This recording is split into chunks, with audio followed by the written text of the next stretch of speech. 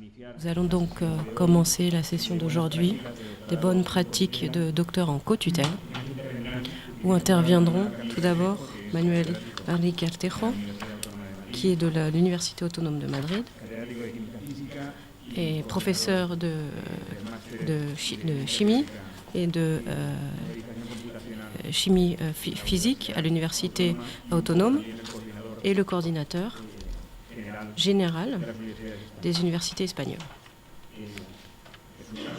C'est un cas de bonne pratique qu'il va vous exposer. Ensuite, Jean-Dominique Paula, qui est directeur de l'Institut de formation doctorale de l'Université Pierre et Marie Curie Paris 6, qui va nous présenter également un exemple de bonne pratique de formation doctorale en France, en parlant de collaboration entre les universités espagnoles et françaises. Et enfin, José Villar Collado, le sous-directeur de l'Institut de recherche technologique à l'Université Pontificia de Comillas, qui nous parlera de l'insertion des entreprises dans la formation doctorale comme exemple, également de bonnes pratiques. Voilà, donc je déclare ouverte la première session ouverte. Manuel Alcami Pertejo de l'Université autonome de Madrid.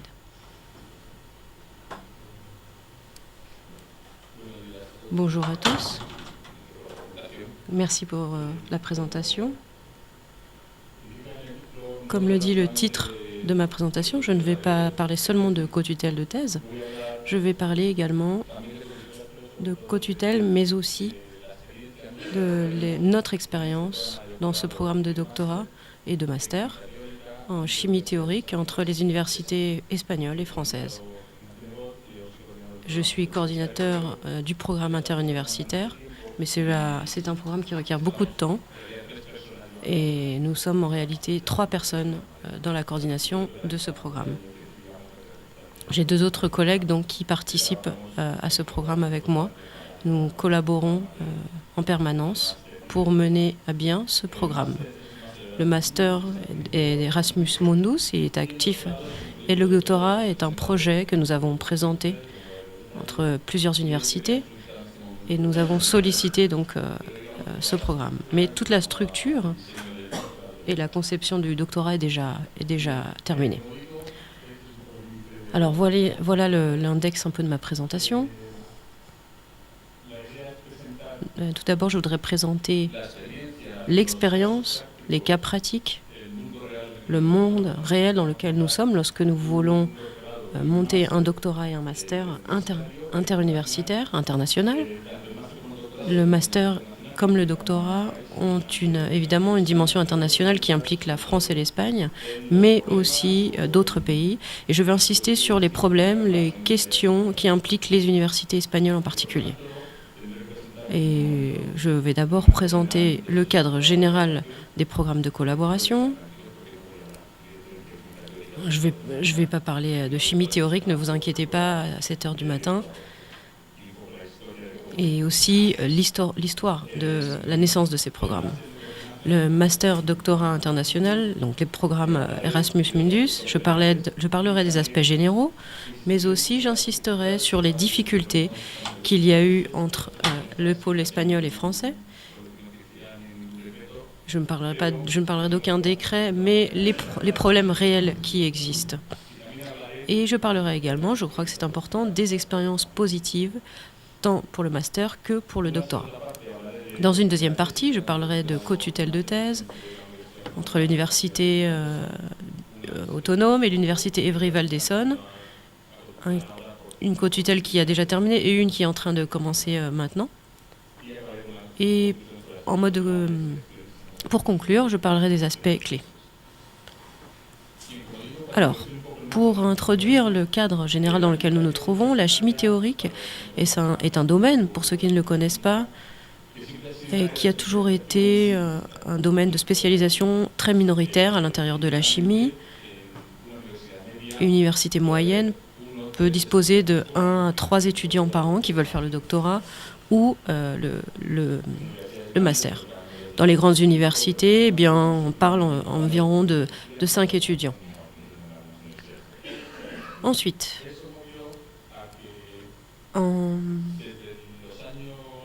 Depuis 1999 environ, en Espagne comme en France, il y a eu une initiative de création de doctorats interuniversitaires. En Espagne, en 1999, eh bien, il y a eu un regroupement de 12 universités espagnoles pour partager toutes les formations de doctorat. Cet ensemble d'universités est même allé jusqu'au nombre de 19. En France, il y a eu des expériences similaires d'un DEA, de chimie théorique et informatique. Il y avait 2 regroupements d'universités dans le sud et dans le nord de la France. Pour la même raison, parce qu'il n'y a aucune université qui n'ait suffisamment d'étudiants pour pouvoir... il y a besoin d'un regroupement. Alors en 2003, la région de Madrid octroie un programme pilote pour la création d'un master international. 47 universités européennes se réunissent à Madrid en 2003. Donc cette première réunion se réunissent, ces 47 universités, afin d'explorer la possibilité de la création d'un master. C'est un master qui est très orienté vers la recherche. Alors voici le consortium, pour vous situer un petit peu les choses. Vous voyez le poids de l'Espagne et de la France, qui est très important. Il y avait déjà des expériences préalables positives dans les 2 universités. En Espagne, 19 universités. Et en France, entre le nord et le sud, il y avait 18 universités qui sont intéressées par ce programme de création de master. Il y a d'autres universités en Italie, au Portugal, en Belgique, Hollande, la Pologne et la Suède.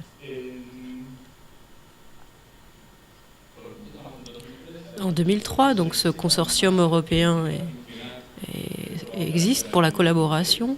Et en 2006-2007, la première édition de ce master, European Master in Theoretical Chemistry and Computational Modeling. Il semble qu'en 2007, ce master a reçu un certificat de qualité de la part de la ECTNEA, une organisation qui évalue la qualité des masters et des doctorats en chimie. Et donc il a reçu cet Eurolabel.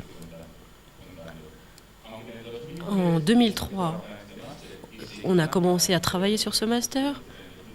En 2006 et en 2007, il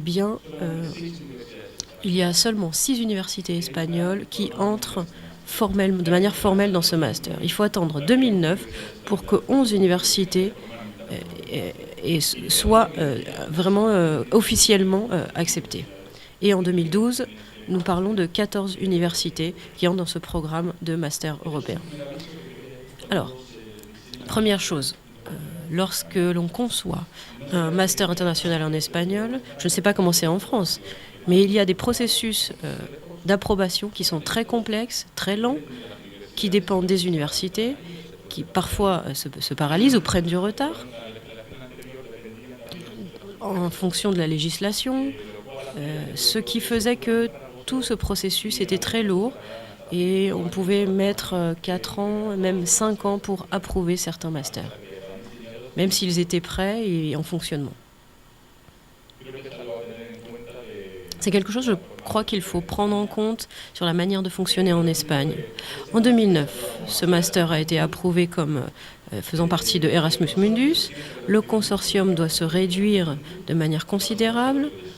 On passe à 7 universités et les autres ont le statut d'université associée. Et depuis 2010-2011, les premiers étudiants Erasmus Mundus entrent dans ce programme. Autre chose à prendre en compte, en Europe, et il n'y a pas de consortium de plus de 7 universités. On a tenté dans un premier temps d'approuver ce programme, mais on nous a dit qu'on ne pouvait pas approuver ce type de master, il faudrait trouver une structure plus opérationnelle. Curieusement, le master fonctionne, il fonctionne très bien avec son certificat de qualité, mais il faut prendre en compte ce type de législation qui nous est imposée. Actuellement, nous avons sollicité un programme de doctorat. Il y a des consortiums plus larges qui sont acceptés de jusqu'à 14 universités, et des entreprises associées participent également. Même s'il ne fonctionne pas formellement, il n'est pas approuvé officiellement, eh bien cette année, nous avons tout de même eu une expérience pilote pour voir comment les différentes activités fonctionnent. Nous commençons donc à voir de plus en plus, nous nous approchons de la création de ce programme. Alors les consortiums européens Erasmus Mundus disposent de 2 universités en Espagne. Comme vous le voyez, l'Université autonome de Madrid et à Valence. En France, Paul Sabatier de Toulouse. Comme je le dis, dans le doctorat, le consortium est plus large. En Espagne, et nous avons 4 universités, et en France, 2 universités. Par ailleurs, davantage de pays participent au projet de doctorat. Alors, un autre point que je souhaitais souligner sur l'histoire préalable, le contexte dans lequel est créé ces programmes est important. Alors voilà le contexte dans lequel nous avons prévu la création de ce programme. C'est un tableau où j'ai sélectionné les universités espagnoles et françaises. On ne voit pas le nom des universités, ce n'est pas pour moi le plus important, mais la première ligne, les universités françaises en rouge et en noir, les universités espagnoles. Il y a des cas où il existait des collaborations stables entre les universités françaises et espagnoles. La couleur orange clair, vous voyez les collaborations entre les universités françaises, en blanche entre les universités espagnoles, et en jaune les collaborations entre les universités françaises et espagnoles. Donc il existait certaines publications entre diverses universités. Il y avait des co-tutelles déjà qui existaient. Donc là où vous voyez un X, c'est finalement un nombre assez réduit d'universités.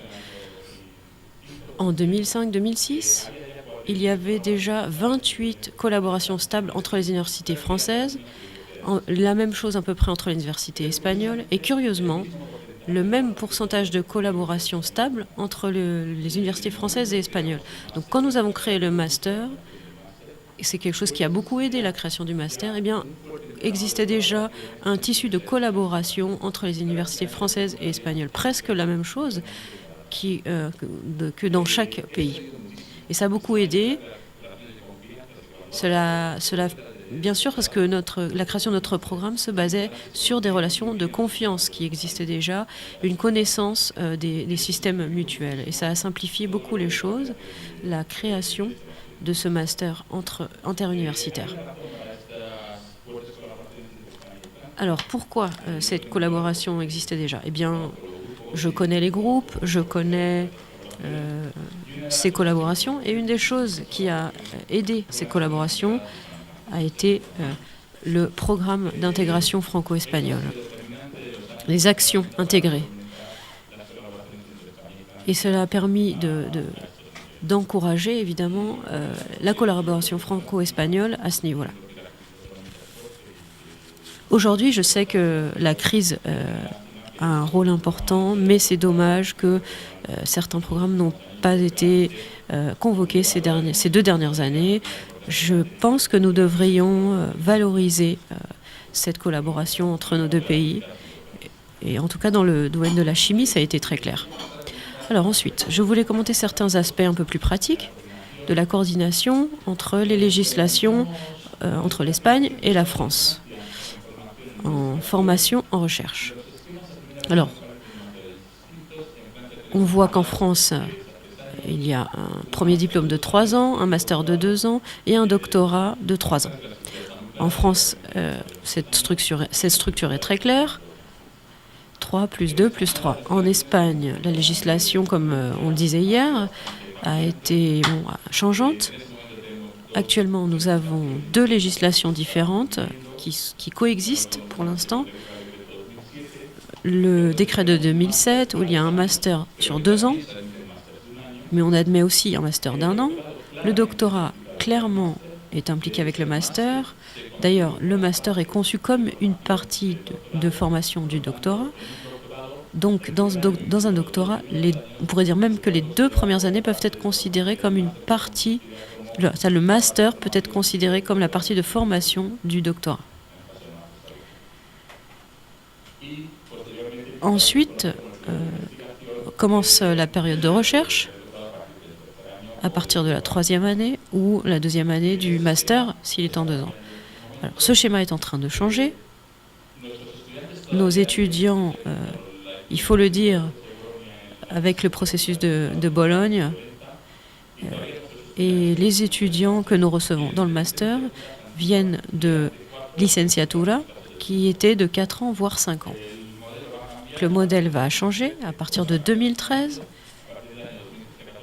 2013-2014, des étudiants qui viennent de cette nouvelle organisation vont commencer à arriver. Et avec ce décret, le master peut être encore d'1 ou 2 ans, mais il est séparé clairement du doctorat.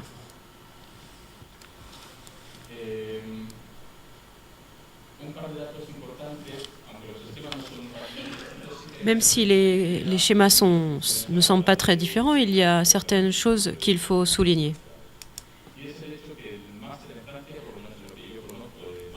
Et le master en France sont plus liés à la recherche. Ce sont des masters très génériques. Par exemple, en chimie, l'étudiant commence à voir différents domaines de la chimie, mais sans se spécialiser dans la chimie théorique. Alors qu'en Espagne, on entre directement dans la spécialisation. On étudie seulement la chimie théorique ou seulement un type de chimie. Alors, lorsque l'on conçoit un master, eh bien, ça a posé des problèmes, parce que nous n'avons pas les mêmes philosophies dans les 2 pays. Un étudiant en France fait 4 ans de formation générique, 3 plus 1, et le nombre d'années en Espagne sont de 4 ans, mais à partir du moment où il rentre dans le master, la formation est très spécialisée. Ensuite, pour essayer d'allier ces 2 choses, nous avons dû faire, et je crois que c'est quelque chose de clé dans la coordination, dans la collaboration entre l'Espagne et la France, et en Europe plus largement, c'est avoir une certaine flexibilité dans la conception des programmes. Nous avons maintenu la première année au niveau national. Donc si nous avons tenté de maintenir dans cette première année quelque chose de plus générique. En 2e année, donc le Master 1, également, nous avons maintenu cet enseignement générique. Et c'est à partir du Master 2 que nous commençons à mettre en place des activités de recherche. Ensuite, voilà la structure que nous avons du plan d'études à niveau national. En Espagne, 100% des cours sont spécialisés. Il y a une option qui est environ de 40% entre interuniversitaires. Et en France, le degré de spécialisation est moindre, environ 50%, pour vous donner un ordre d'idée, et l'optativité est moins importante. Il y a environ 30 crédits pour des cours spécialisés qui sont communs pour tous les étudiants à niveau international. Un cours intensif d'1 mois et certains cours supplémentaires. Et 30 crédits sont consacrés à un travail de recherche où il faut une mobilité de 3 mois entre les différentes universités du consortium. Alors, le premier problème, c'est le caractère de l'étude dans le master, le problème entre un enseignement générique et un enseignement spécialisé. Le deuxième problème, on ne le voit pas sur les papiers, mais c'est le plus grand problème sans doute que nous avons, c'est le profil de nos étudiants. Et il est très marqué par la condition. Une condition, c'est s'ils ont une bourse ou non. En France, le master et le doctorat sont séparés, donc les bourses de doctorat sont octroyées à partir du doctorat, donc à partir de la 3e année. En Espagne, c'est différent. En Espagne, Le master est la partie formative du doctorat. Donc les bourses sont données très souvent à des étudiants qui terminent leur 4e année, donc la licenciatura, et qui reçoivent leur bourse à partir du master. Donc l'étudiant espagnol entre déjà avec une philosophie très claire qu'il va faire un doctorat. Dans le cas de ces masters qui sont bien sûr orientés vers la recherche. S'il est plus orienté vers l'entreprise, c'est bien évidemment très différent. Nous avons donc des étudiants qui entrent dans le master en Espagne et qui savent qu'ils vont faire un doctorat. Ils sont déjà financés pour faire un doctorat. Donc, le système de bourse peuvent être donnés donc dès la première année de master.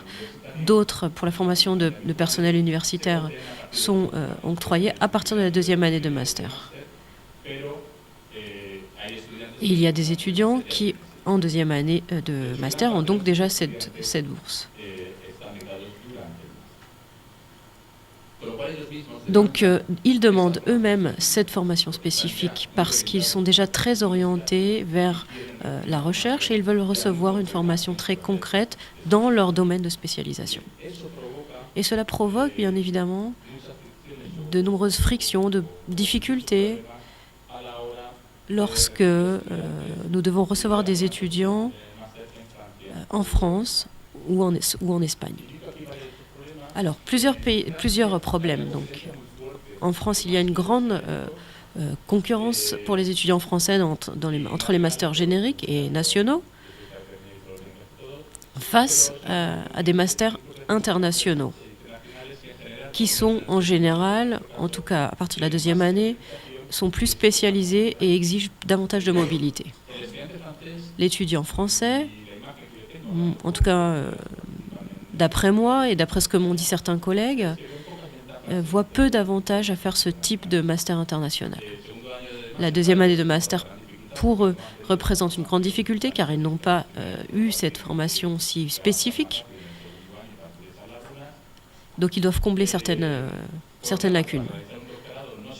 Ensuite, on n'exige pas de faire ces masters. Et un problème supplémentaire, c'est que la 2e année de master demande une plus grande mobilité et il est difficile d'avoir cette mobilité si l'étudiant n'a pas de bourse. L'étudiant étranger qui vient avec une licence de 4 ou 5 ans recherche une spécialisation directe. Et cela génère très souvent des problèmes lorsque ces étudiants doivent réaliser, en raison de la structure des masters français, une formation plus générique. En Espagne, les problèmes sont différents. La structure du master spécialisé est naturelle. Nous captons de nombreux étudiants, tous les étudiants qui vont se consacrer à la thèse. Ils sont financés dès le début et donc ils sont davantage impliqués dans ce type de formation. Il y a une forte concurrence entre les masters qui durent 1 an et par ailleurs il y a un certain dysfonctionnement à ce niveau-là. Et ce qui se passe, c'est que un étudiant qui consacre 2 ans au master, a ensuite beaucoup de difficultés car il ne lui reste que 2 ans pour faire sa thèse. Dans notre formulation, il est vrai qu'ils sont très orientés vers la recherche. Alors cela affecte effectivement les communautés autonomes, les régions qui ne donnent pas de bourse pour les masters de 2 ans. Et en fait, en plus, la majorité des étudiants choisissent le master parce que c'est la voie la plus normale, on va dire, pour entrer dans le programme de doctorat associé à ce master. Et certaines fois, les commissions obligent un petit peu les étudiants à faire un complément de formation.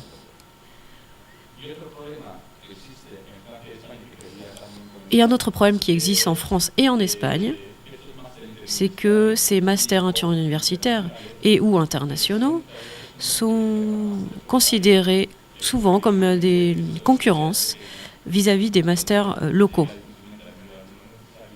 Et dans ces masters locaux, souvent, on ne dispose pas de suffisamment d'étudiants. Donc, le master international et interuniversitaire est vu comme concurrent. Alors, le caractère international du master. Comme je le dis, dans le cas dans le master dont je parle, il y a une première année au niveau national, une deuxième au niveau international. Et donc pour le doctorat, on aborde aussi le problème d'intégrer cette mobilité. Lors d'un doctorat, en Espagne au moins, ce n'est pas obligatoire de faire suivre des cours. Il y a un suivi établi dans le décret royal des activités qui vont être menées par l'étudiant, mais le cours n'est pas obligatoire. Cependant, pour donner une entité à un doctorat interuniversitaire international, il fallait avoir des activités communes. Donc dans ce cas, le doctorat aborde un cours initial où on aborde ces transfer skills dont on parlait hier.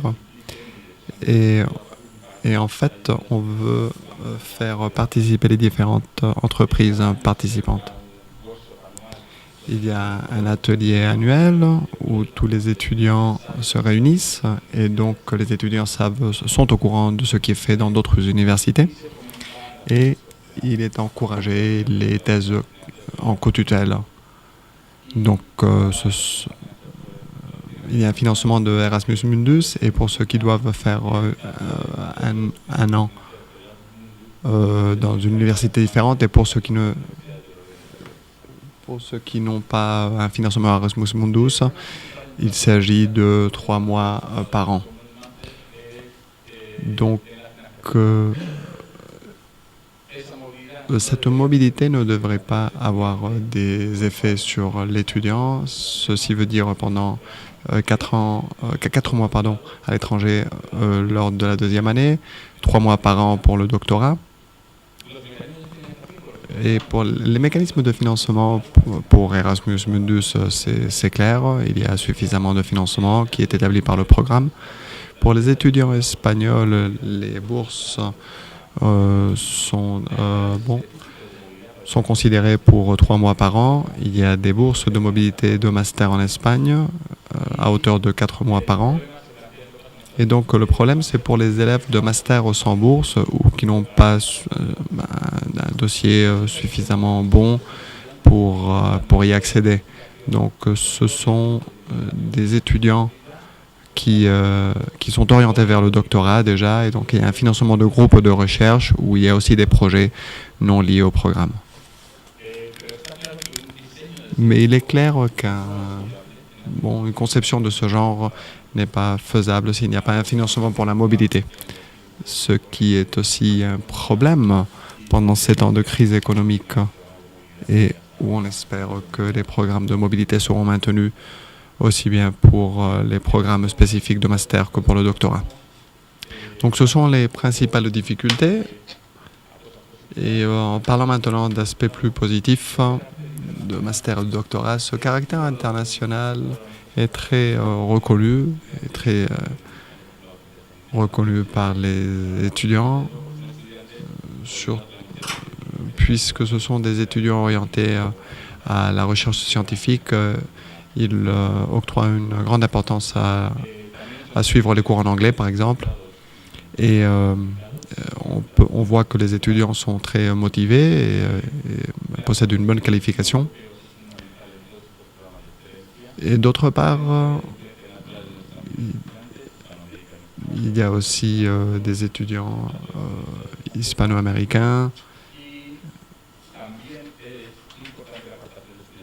Et il est aussi important de capter des étudiants au niveau global, par exemple des pays asiatiques. Et je crois qu'il est important aussi d'avoir dans les masters internationaux des schémas de financement propres, en plus des schémas Erasmus Mundi. Une autre activité une autre activité dans des universités différentes des françaises et des espagnoles. Ce sont des cours d'immersion, immersion totale pendant le premier mois. C'est pour les étudiants non communautaires. En fait, pendant le premier mois, ils ne suivent pas des cours de master théorique. Ils sont plutôt axés sur des cours de langue qui leur permettent après de suivre avec plus de facilité les cours de master ou de doctorat.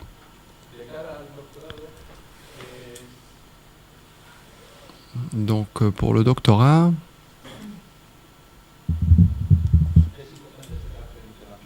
ce caractère international et interuniversitaire est important. Et dans notre cas concret de la chimique théorique, il y a un noyau central, mais il y a d'autres domaines très divers.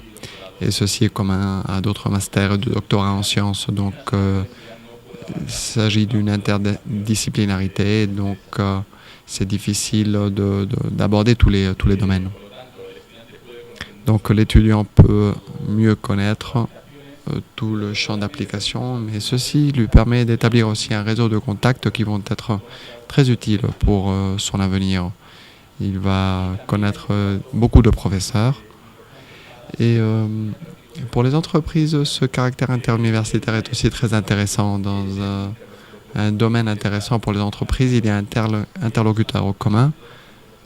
Et donc, des entreprises, ceci est vu comme un potentiel très intéressant. Et bien sûr, il y a une collaboration entre les différentes universités qui participent. Pour les entreprises, lors du doctorat, nous avons réussi à impliquer des entreprises importantes, des multinationales, et aussi des entreprises, des PME de différents pays. Leur rôle va être fondamental pour tout ce qui est la formation en compétences transversales, les transferable skills. Et je voulais indiquer aussi que la chimique théorique est un domaine où le contact avec les entreprises est assez faible. L'industrie commence à le voir comme un domaine émergent et donc il y a un potentiel très intéressant. Ce sont des domaines émergents qui ne sont pas actuellement directement appliqués en industrie, mais ça intéresse les entreprises et surtout en vue de l'exploration de l'utilisation. Donc des docteurs qui peuvent mener des projets communs et surtout ceci permet aux entreprises d'avoir un contact avec des personnes bien formées dans un domaine qui les intéresse. Très rapidement, pour la co-tutelle, il y a des problèmes de législation incompatibles, par exemple pour la composition de jury, mais ceci peut être résolu en appliquant la législation des pays où la thèse est soutenue. Mais il y a quand même une convention de co-tutelle et il y a des choses quand même qui doivent être simplifiées encore davantage. Quant aux bonnes pratiques, j'ai des difficultés à parler de mes bonnes pratiques et donc j'ai repris ces points qui ont été abordés hier concernant les bonnes pratiques en doctorat.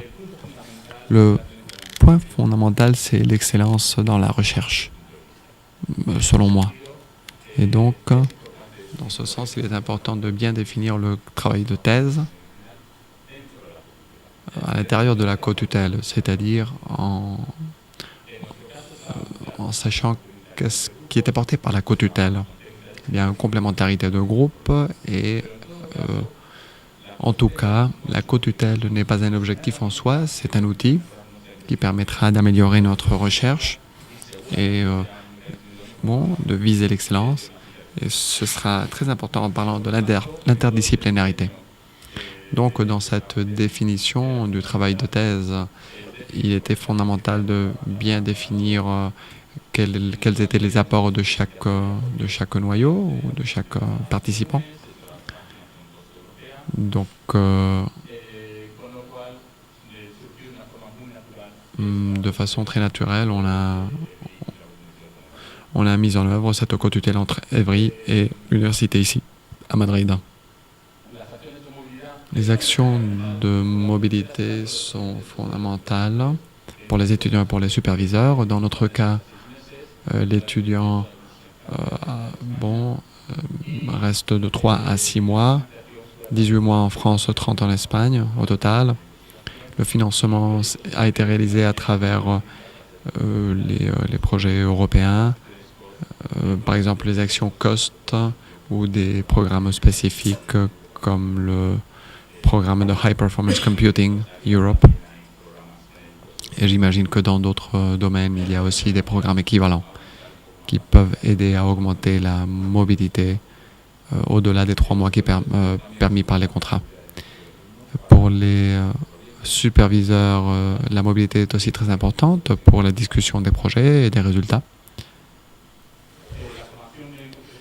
Quant à la formation en compétences transversales, ceci n'était pas envisagé encore, mais il faut reconnaître que la co-tutelle a servi pour développer certaines de ces compétences, la langue par exemple. Si en fait l'étudiant ne parlait pas le français au début de la thèse, finalement, à la fin de la thèse, il le parlera couramment. Et on travaille aussi en équipe et avec des systèmes de travail différents. Et donc, il y a d'autre part une présentation de séminaire avec le travail réalisé au sein d'une autre université. Donc, au moment de présenter les travaux, et l'étudiant, le doctorant a fait un travail remarquable. Il y a une formation aussi dans des aspects spécifiques. Il est important, je crois, dans cette conception des co-tutelles de finir la thèse au moment de la fin du contrat, c'est-à-dire ne pas dépasser les années prévues. Et la participation en réseaux internationaux est aussi importante car la co-tutelle a encouragé la participation très active de l'étudiant à des projets internationaux. Et donc aussi son poste postdoctoral a été obtenu à travers ce programme. Ceci n'a été qu'un résumé. Je crois que pour la conception, les aspects légaux sont importants, mais aussi la définition des études, le profil des étudiants, et il faut souligner le manque de rapidité dans les processus de vérification ici en Espagne. Et donc, ceci pose des problèmes pour les masters et les doctorats.